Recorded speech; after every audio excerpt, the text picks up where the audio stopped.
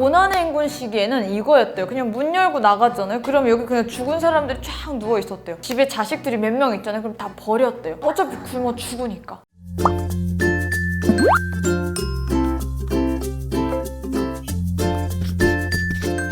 안녕하세요, 놀쌤 아라입니다. 놀쌤들 안녕. 네, 여러분, 제가 오늘은요, 원래 북한이 더 잘 살았다는 사실 알고 계신가요? 그래서 오늘은 북한이 한국보다 더 가난해진 이유에 대해서 이야기해드리려고 하는데요. 함께 만나러 가시죠. 일단 1945년 8월 15일에 독립이 되었어요. 이 정도 지식은 다 알지 않나요? 남쪽으로는 미국, 그리고 북쪽으로는 소련이 들어오면서 이제 38선이 생겨났죠. 그리고 1948년 8월 15일에 한국은 이제 대한민국 정부 수립을 했고요. 같은 해인 9월 9일에 북한이 이제 조선민주주의 인민공화국을 설립했습니다. 진짜 결국은 남남이 된 거네요. 진짜 오랜 시간이 흘른 거잖아요. 1948년도부터 이렇게 왔으면. 그리고 이때까지만 해도 북한이 되게 경제가 컸어요. 땅도 제가 알기로는 서울 정도의 땅을 북한이 더 갖고 있어요. 그래서 북한이 경제적으로나 뭐 이렇게 땅적으로도 되게 좋은 걸로 아는데, 그 이유는 일본이 북한에 주둔하고 있었잖아요. 그 시절에 이제 자기들의 건물을, 공장과 기지들을 많이 생산하면서 미군이 들어왔잖아요. 쫓겨나면서 북한 경제를 살리는데 도움이 됐던 것 같아요. 80년대 이때 있잖아요. 저희 할머니의 사촌 오빠가 중국에 사셨어요. 그래서 중국으로 가셨는데 그때 당시 사촌 오빠 집이 너무 못 살아가지고 시계 다 부숴주고 그 정도로 중국을 도와줄 만큼 북한이 정말 잘 살았고, 저희 어머니 어린 시절에는 명태라든지 계란 이런 것들은 집에 너무 많아서 안 먹었대요. 명태를 주고 옷을 바꿔 입고 그 정도로 80년대는 잘 살았다고 합니다. 그리고 또 이때 당시엔 김일성이 정권을 쥐고 있었잖아요. 사람들한테 푸짐하게, 인민들이 배부르게 이런 생활을 유지할 수 있도록 많이 도움을 준 걸로 알고 있어요. 그때 당시에는. 평양 같은 경우에는 또 다른 외국이라고 보셔야 돼요. 북한 내에서. 평양 사람들이 사는 삶은 북한 사람들의 전부의 삶이 아니거든요. 지방 같은 경우에는 이제 공업도시 그리고 농업도시 이렇게 좀 나뉘는데, 저희 청진 같은 경우는 공업도시 그리고 또 바다가 있어가지고 그나마 잘 사는 지역이고, 해산시 이런 것도 국경을 끼고 있어서 잘 살고, 그 외에도 뭐 함흥도 있잖아요. 부두가 있으니까. 그런 지역들은 좀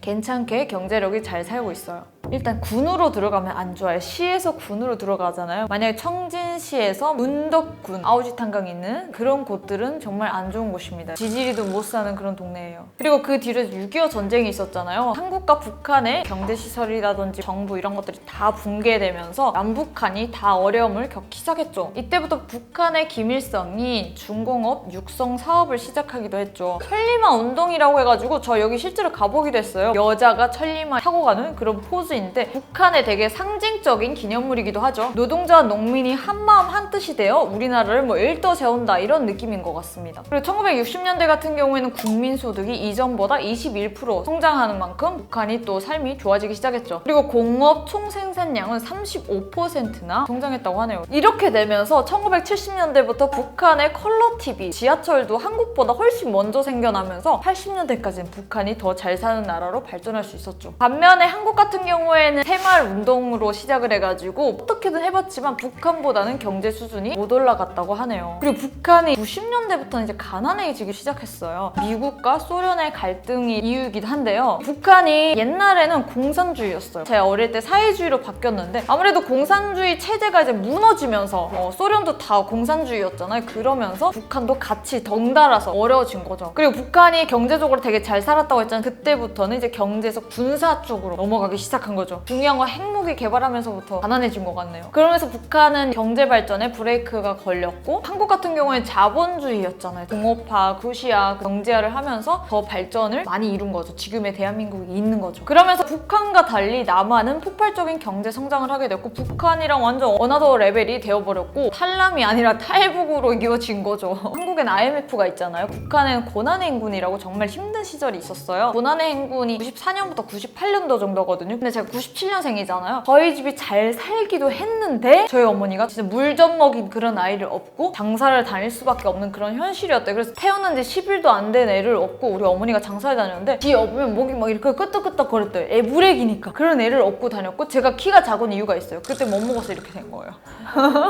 그리고 이제 90년대 김일성이 사망하면서 고난의 행군이 시작됐고요. 그때 소련도 망하고, 그리고 미국에서는 북한 경제를 봉쇄시켰고, 94년도에는 대홍수 수로 망하기 시작했죠. 고난의 행군 시기에는 이거였대요. 그냥 문 열고 나갔잖아요. 그럼 여기 그냥 죽은 사람들이 쫙 누워 있었대요. 그럴 만큼 정말 먹고 살기 힘들고 집에 자식들이 몇 명 있잖아요. 그럼 다 버렸대요. 어차피 굶어 죽으니까. 그래서 고난의 행군 시기 때 탈북한 사람들도 되게 많은 걸로 알고 있어요. 그때 탈북했으면 완전 성공했지 지금. 공식적으로는 그때 당시 30만 명이 죽었고 비공식적으로는 60만 명 정도라고 하네요. 저는 솔직히 어릴 땐 몰랐어요. 왜냐면 그때 당시에는 제가 젖 먹일 때는 아예 세상 물정은 모르잖아요. 그리고 커서는 어차피 부모님이 너무 잘해주시니까 몰랐는데 최근 들어서는 북한이 좀 많이 힘든 것 같더라고요. 집에 있는 가전제품을 다 팔 만큼 코로나로 지금 엄청나게 힘든 상황이라고 하더라고요. 코로나 환자가 없다고 하는데 얼마 전에 저희 할머니가 돌아가셨는데 폐렴으로 돌아가셨대요. 근데 그 이유가 제가 봤을 때 폐렴이 아니라 코로나로 돌아가신 것 같더라고요. 그만큼 코로나가 많은 것 같아요. 코로나 치료가 안 되고 있는 거죠. 왜냐면 이번에 백신이 들어간다고 하더라고요. 이젠까지는 안 들어갔으니까 북한 내에서 백신 개발을 어떻게 해요? 안 되잖아요. 한국은 모든 것들 그냥 다 잘 살지 않아요? 왔을 때 부자들이 엄청 많고 도로에 나가면 비싼 차들이 많고 솔직히 한국 처음 왔을 때는 비싼 차인지 뭔지도 몰라요. 독일 막 이런 데 갔는데 한국 차들도 진짜 많은 거예요. 저 차는 왜 여기 있냐고 하니까 그만큼 한국 차가 좋다. 그래서 우리나라에도 들어오는 거다 이러더라고요, 외국인이. 그만큼 우리나라의 경제력이 많이 발전했구나, 기술력도. 그런 것들을 좀 한번 느꼈죠. 코로나 말고도 좀 들었던 상황이 있어요? 코로나 말고는 없어요. 왜냐면 코로나로 인해서 일단 북한을 다 봉쇄시켰잖아요. 그러다 보니까 그냥 북한의 모든 것들이 마비되고 사람들도 살아갈 수 없는 그런 환경이 되다 보니까 누구나 지금 다 힘든 시절을 겪고 있어요. 우리나라 똑같잖아요. 지금 코로나 때문에 많은 사람들이 죽고 힘들어하잖아요. 저도 근데 코로나 걸려보니까 뭐